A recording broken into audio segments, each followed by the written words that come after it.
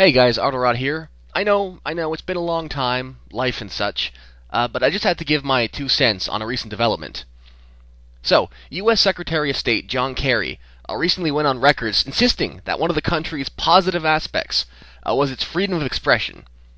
Only he phrased it in a somewhat interesting fashion. He basically summarized to say that the residents of the country most certainly had the right to be stupid. Not even paraphrasing that. Those were pretty much his exact words, and I can only imagine the backlash he's going to suffer. But it did raise the interesting matter of our personal freedoms. Generally, should we have a right to be stupid? Now, suffice to say, the entire concept of a belief or opinion being stupid is largely subjective. Eye of the beholder and all that. So I'm just going to skip right past that part. Now, on the one hand, I can understand the concept behind this. I mean, regardless of what we think, how we think, our beliefs, our convictions, or principles, we should have the right to express them freely.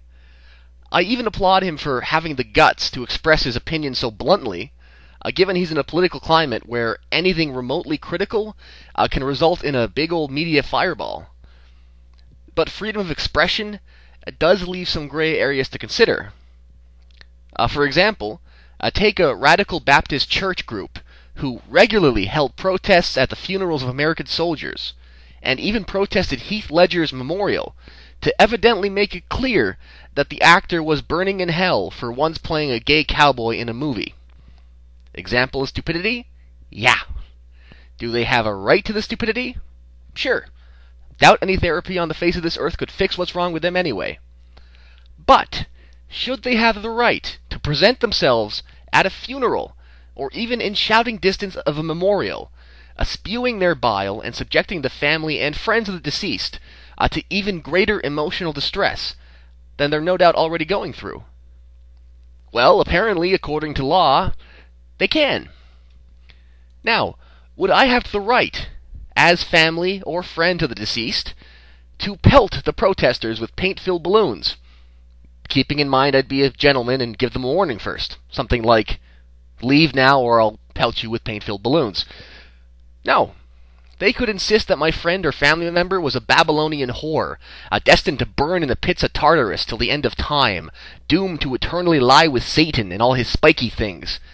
And if I so much as squirted them with a super soaker filled with rancid mayonnaise, and a fight broke out as a result, I'd probably be considered the one at fault, even if they threw the first actual punch.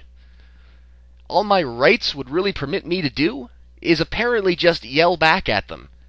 Yeah, 'cause that'll get rid of them. Now, freedom of speech is an important facet of society, yes. But in this case, it's an incomplete concept because it lacks a basic element, responsibility. By giving individuals the right to speak, and largely denying others the right or ability to respond, even if it's something as simple as squirting them with a garden hose to fend them off like a cat on the dining room table, you permit and perpetuate an ever-expanding field of such verbal abuse. Cloaked in a field of self-righteousness, protected by the law from any form of retaliation, people have said terrible things in the worst of places, perpetuating an endless cycle of hatred and intolerance, something they're permitted to do because they're free to express themselves. Yet this freedom is hardly universal.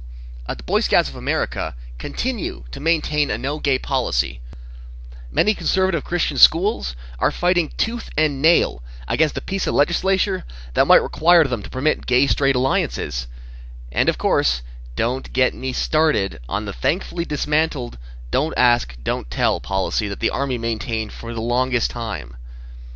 Polygamy remains illegal, regardless of the circumstances. There was that one incident with that high school girl who was penalized for using the word hell in her valedictorian speech. Now, you might fear that denying someone the right to express themselves, the freedom to do so, wherever they want, whenever they want, is just one small step away from having the country turn into a communist dictatorship run by an iron-fisted tyrant. And no doubt, the worst offenders of these protests would argue that most profusely. But there are already measures in place that restrict our freedom of expression, here and there. anti-bullying regulations and laws, which are ever expanding, technically prevents 1 or 50 people from expressing their utter contempt and dislike for a fellow student through loud verbal or social networking means. But this is meant to protect, not just restrict or control. I mean, would the world really be a better place if everyone, bullies included, could say whatever they wanted, whenever they wanted? But hey, for now, folks have got a right to be stupid. Don't want gay people in your club or in your church? Fine. But I don't want you narrow-minded, self-righteous, endlessly pontificating bigots anywhere you're not welcome. Which, as far as I'm concerned, is pretty much anywhere. Now, you want to protest? Go to your local town hall. Hell, go to the country's capital for all I care. Start a blog or a YouTube channel and rant all you please on it. That is your right, and those curious about your message will come to see it. They might agree and they might disagree.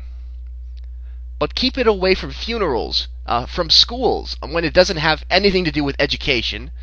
Don't spread your message by piggybacking the tragedy in someone else's life, or trying to instill fear or guilt in others. Anyone who can take any sort of joy or self-righteous zeal out of such a tactic is despicable, no matter how worthy they think their cause to be.